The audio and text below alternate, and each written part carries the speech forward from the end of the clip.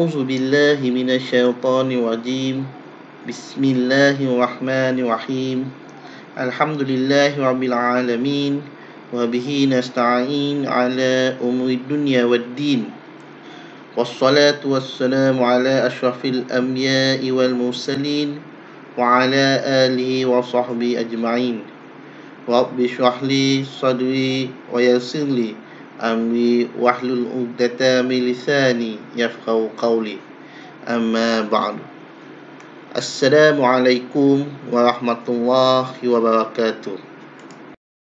Alhamdulillah, pada hari ini kita akan belajar bagi mata pelajaran muamalat, bagi tajuk Ihya'ul Mawat. Apa itu Ihya'ul Mawat? Mungkin ada para pelajar saya yang pernah mendengar perkataan Ihya'ul Mawat, dan mungkin ada para pelajar saya yang tak pernah dengar dan tertanya-tanya apa itu Ihya'ul Mawat. Jadi mari kita tengok poin yang pertama yang akan kita pelajari pada hari ini. Kita akan tengok pengertian Ihya'ul Mawat. Yang pertama kita akan tengok pengertiannya dulu. Apa itu Ihya'ul Mawat? Ihya'ul Mawat iaitu penerokaan tanah atau menghidupkan tanah terbiar yang belum diterokai atau dimiliki oleh seseorang. Jadi ini pengertian Ihya'ul Mawat. Yang pertama, poin yang kita nampak adalah penerokaan tanah atau menghidupkan tanah terbiar. Dengan apa? Dengan syarat yang belum diterokai atau dimiliki oleh seseorang. Jadi jelas dekat sini pengertian Ihya'ul Mawat, kita nak teroka tanah boleh, tapi ataupun kita nak hidupkan tanah yang terbiar boleh, tapi yang belum diterokai atau dimiliki oleh seseorang. Islam ni memang suka manusia berkembang dengan membina pelbagai perumahan dan menyebar di seluruh pelosok dunia, menghidupkan kembali, iaitu membukalah kawasan-kawasan tanah tandus ni. Sekaligus perkara ini ataupun perbuatan ini dapat meningkatkan kekayaan mereka dan memenuhi keperluan hidup untuk mencapai kesejahteraan dan kekuatan. Jadi umat Islam dianjurkan ataupun diminta untuk mengusahakan tanah tandus sehingga menjadi subur dan dapat menghasilkan kebaikan dan keberkatan dengan mengurus tanah tersebut. Kegiatan menghidupkan tanah mati adalah dengan menggunakannya. Maksudnya kita bila nak teroka tanah tu boleh, tapi kena manfaatkanlah. Tak bolehlah kita pacak signboard. Pacak signboard, ini saya punya, tak boleh. Sedangkan tanah tu kita tak teroka, biar aje semak. Jadi nak meneroka tanah ni maksudnya kenalah menggunakannya. Sama ada menggunakannya untuk bertani atau berkebun dengan membina bangunan di atasnya, sama ada untuk tempat berteduh atau untuk tujuan lain. Tapi macam mana sekalipun, dekat negara kita ni, semua tanah terbiar adalah milik kerajaan dan boleh diusahakan hanya jika mendapat kebenaran kerajaan. Jadi kalau kita tadi baca cuma setakat baca pengertian Ihya'ul Mawat ni, semua tanah kita teroka jadi milik kita. Jadi tujuan kerajaan ni mewatakan tanah-tanah terbiar sebagai tanah kerajaan adalah salah satunya. Positifnya adalah mengelakkan penindasan terhadap seseorang atau dengan seseorang yang lain. Saya bagi contoh mudah lah. Si A dengan si B. Si A ni seorang yang mungkin kurang berkemampuan dan dia hanya mempunyai cangkul sahaja berbanding dengan si B yang mungkin berkemampuan dan mempunyai lebih kelengkapan berbanding si A. Si B ni mungkin mempunyai jengkaut, mempunyai jentolak, mempunyai pekerja-pekerja yang ramai. Jadi kalau kita bandingkan ataupun kita fikirkan perbandingan antara si A dengan si B, keluasan tanah yang boleh diterokai si A dengan si B agak-agaklah siapa yang dapat lebih banyak penukaan tanah? Jadi kalau kita fikir guna logik akal sudah pasti CB yang mempunyai kelengkapan yang lebih berbanding CA pasti dapat meneroka tanah yang lebih luas berbanding CA yang mempunyai hanya cangkul sahaja. Dan buat kerja pun seorang. Satu hari sejengkal, dua jengkal, sekangkang, dua kangkang. Berbanding dengan CB. Sekali dia tolak habis bersih tanah. Gunakan jengkaut, jentolak dan sebagainya. Jadi, dengan mewartakan tanah terbiar sebagai tanah kerajaan, sesiapa pun masih boleh mengusahakan tanah terbiar, tetapi hanya perlu meminta kebenaran dari pihak kerajaan. Jadi, pihak kerajaan akan melihat siapa yang nak toka, apa tujuannya dan sebagainya. Jika dia ni berkemampuan dan boleh dan tidak akan mensia-siakan tanah tersebut, maka kerajaan akan luluskan. Okey, jelas dekat sini berkenaan dengan pengertian Ihyaul Mawad. Baiklah, kita akan tengok hukum Ihyaul Mawad. Hukum apa dia hukum Ihyaul Mawad? Apa hukum meneroka tanah terbiar? Apa hukum menghidupkan tanah terbiar? Dalam Islam dah sediakan hukum-hukum setiap perbuatan yang berlaku dekat muka bumi ni. Jadi kita kena follow hukum yang telah ditetapkan Islam. Jadi kita akan tengok hukum Ihyaul Mawad. Okey. Hukum meneroka tanah terbiar adalah sunat dan mendapat pahala menurut sebuah hadis.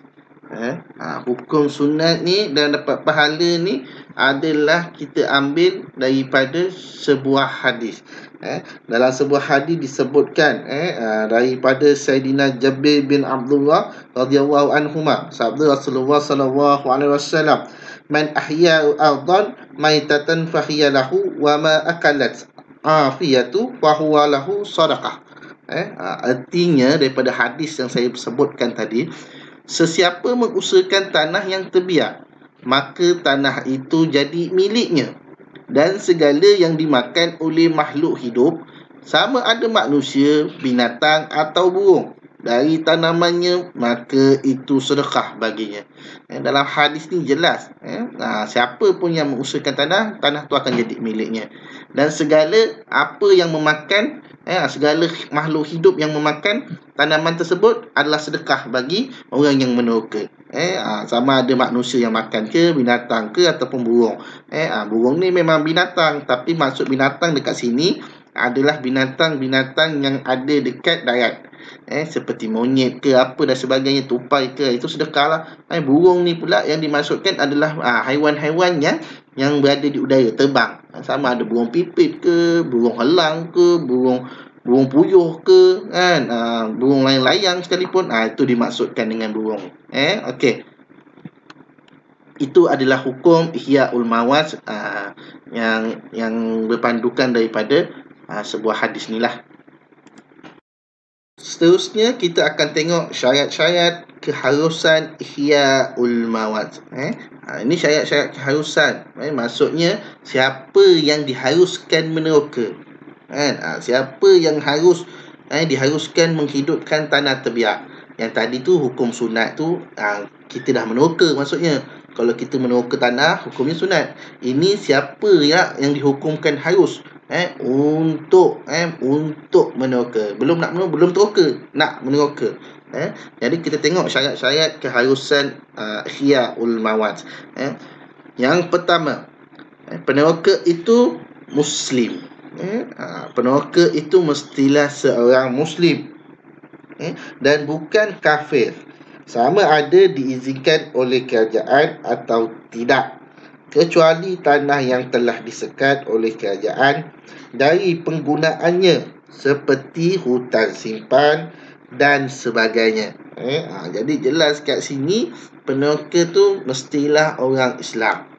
Tetapi malam dia meneroka, dia kena pastikan tanah tersebut, yang pertama tadi kita dah sebut, dah jelaskan dalam pengertian tanah tersebut belum diterokai, tanah tersebut bukan milik seseorang. Dan yang seterusnya kat sini saya jelaskan lagi sekali, bukanlah yang disekat oleh kerajaan. Sebab dekat negara kita ni, saya dah sebut tanah terbiar tu merupakan telah diwatakan oleh kerajaan sebagai milik kerajaan. Jadi tanah yang kita nak toka tu bukanlah tanah yang disekat oleh kerajaan. Seperti hutan simpan dan sebagainya lah. Okey.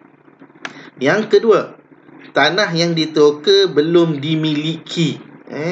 Maksudnya kita nak toka, nak buat benda yang baik, sunat, benda dapat pahala. Yang penting nombor 2 ni, belum dimiliki tanah tersebut yang kita nak toka tu. Janganlah kita toka ataupun kita sibuk mencantas rumah atau tanah milik orang lain. Maksudnya kita tanah pokok tebu, pokok apa, rupi tanah orang lain, tak boleh. Kita kena minta izin kalau tanah orang tu. Tapi dalam konteks Ihyaul Mawad sini, nak meneroka tu tanah tersebut ni pastikan belum dimiliki. Itu menjadikan harus untuk kita teroka. Sebab tanah tu terbiar, tak dimiliki dan sebagainya. Jadi hukumnya harus ke atas kita untuk menghidupkan tanah terbiar tersebut. Okey. Baiklah, seterusnya kita tengok pada poin status tanah yang ditokai. Dalam kita nak meneroka sebidang tanah, kita mestilah tahu status tanah tersebut. Kita mesti tahu hak kepemilikan tanah tersebut. Jadi untuk status tanah yang ditokai ini terbahagi kepada 2. Yang pertama, telah ditokai. Kita meneroka tanah yang telah ditokai. Situasi ni maksudnya kita bangunkan, kita hidupkan tanah tersebut. Dalam masa yang sama, tanah tersebut pernah dihidupkan ataupun diusahakan oleh orang lain. Tanah yang telah ditokai ni sama ada tanah tersebut telah ditokai oleh orang Islam ataupun kafir pada satu ketika dahulu. Jadi tanah tersebut adalah menjadi milik peneroka terdahulu, tidaklah menjadi milik kita. Dan dapat dikenal pasti orangnya. Kita dapat kenal pasti siapa peneroka terdahulu. Walaupun pada ketika kita datang meneroka tersebut, tanah tersebut tiada tanda-tanda penerokaan. Walaupun kita datang dalam keadaan tanah tersebut semak samud, walaupun kita datang dalam keadaan tanah tersebut terbiar, tapi kita tahu tanah tersebut telah ditokai dan kita kenal pasti orangnya, maka tanah tersebut bukan milik kita. Tanah tersebut milik peneroka terdahulu. Okey. Untuk status tanah yang ditokai yang kedua, iaitu belum ditokai. Status tanah yang kita toka tu belum pun ditokai oleh siapa-siapa. Tanah tu memang terbiar, tanah tu memang tak ada siapa usahakan, tanah tu tak ada siapa pun yang bangunkan atau hidupkan. Jadi kita lah orang pertama yang meneroka tanah tersebut. Untuk status tanah yang ditokai nombor 2 ini, ia terbahagi kepada 2. Yang pertama, meneroka tanah yang belum ditokai di negara Islam. Dan yang kedua, meneroka tanah yang belum ditokai di negeri kafir. Jadi kita tengok untuk yang pertama, iaitu meneroka tanah yang belum ditokai di negara Islam. Apa yang dimaksudkan dengan negara Islam di sini? Negara Islam kat sini yang dimaksudkan, yang pertama, negeri yang dibuka atau ditoka oleh orang Islam, iaitu seperti Baghdad dan Basrah. Yang kedua, penduduknya memeluk agama Islam seperti Madinah dan Yaman, atau negeri yang diperangi dan penduduknya menyerah diri tanpa syarat seperti Mesir dan Iraq. Jadi kat sini, kalau dalam situasi ni, orang kafir tidak boleh menerokai tanah di negeri ataupun negara Islam ini, walaupun diizinkan oleh kerajaan. Jadi kita tengok bagaimana situasi meneroka tanah yang belum ditokai negara Islam. Jika tanah itu ditokai oleh orang Islam, maka tanah tersebut menjadi miliknya. Sebab apa? Sebab syarat yang kita dah terangkan tadi. Yang pertama, mestilah seorang tu Muslim. Dan yang kedua, tanah tersebut belum ditoka. Jadi jelas kat sini, yang pertama Muslim, kita Muslim. Dan yang kedua, belum ditoka. Ya, kita meneroka tanah yang belum ditoka. Jadi tanah tersebut menjadi milik kita. Walaupun Walaupun tanah haram yang berada di Mekah, sama ada diizinkan oleh kerajaan ataupun tidak. Tetapi kecuali tanah-tanah yang akan kita lihat ni.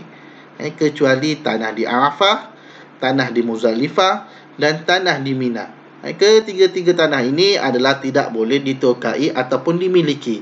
Kerana tanah di Arafah ini digunakan untuk berwukuf. Dan tanah di Muzdalifah dan di Mina ni pula digunakan untuk mabit ataupun bermalam. Dan ketiga-tiga tanah tersebut ini digunakan oleh ataupun bagi mereka yang menunaikan haji. Jadi oleh itu tiada dibenarkan untuk meneroka ataupun dimiliki tanah-tanah ini. Okey. Seterusnya kita tengok meneroka tanah di negeri kafir. Kita akan tengok bagaimana kita ni meneroka tanah, kita ni orang Islam meneroka tanah yang belum diterokai di negeri orang kafir. Yang pertama, jika tanah yang diterokai oleh orang kafir, maka tanah itu akan menjadi miliknya. Negeri itu negeri orang kafir dan yang meneroka pun orang kafir, maka tanah tersebut menjadi miliknya. Dan yang kedua, jika tanah itu diterokai oleh orang Islam, tanah itu akan menjadi miliknya sekiranya tiada larangan dan tegahan dari orang kafir.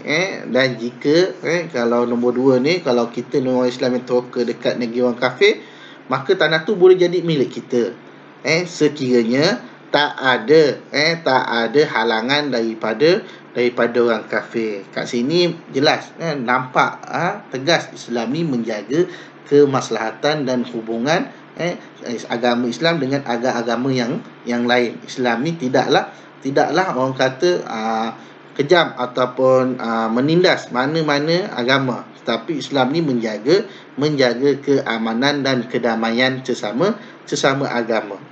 Tidaklah Islam ni kata orang Islam buat ni boleh. Tidak. Maksudnya walaupun tu negeri orang kafir, maka Islam boleh dapatkan pemilikan tanah tersebut dengan syarat tiada larangan dan tegahan dari orang kafir. Nampak begitu indahnya Islam. Alhamdulillah. Baiklah, kita telah pun sampai ke penghujung pembelajaran kita pada video kali ini.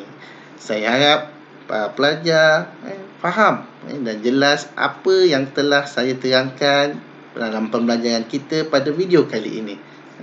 Jadi saya doakan para pelajar, keluarga para pelajar dan kita semua sentiasa diberikan kesihatan oleh Allah Subhanahu Wa Taala. Semoga kita bertemu lagi pada video-video pembelajaran kita seterusnya. Okey, saya akhiri pembelajaran kita pada hari ini dengan wabillahi taufiq wal hidayah. Wassalamualaikum warahmatullahi wabarakatuh.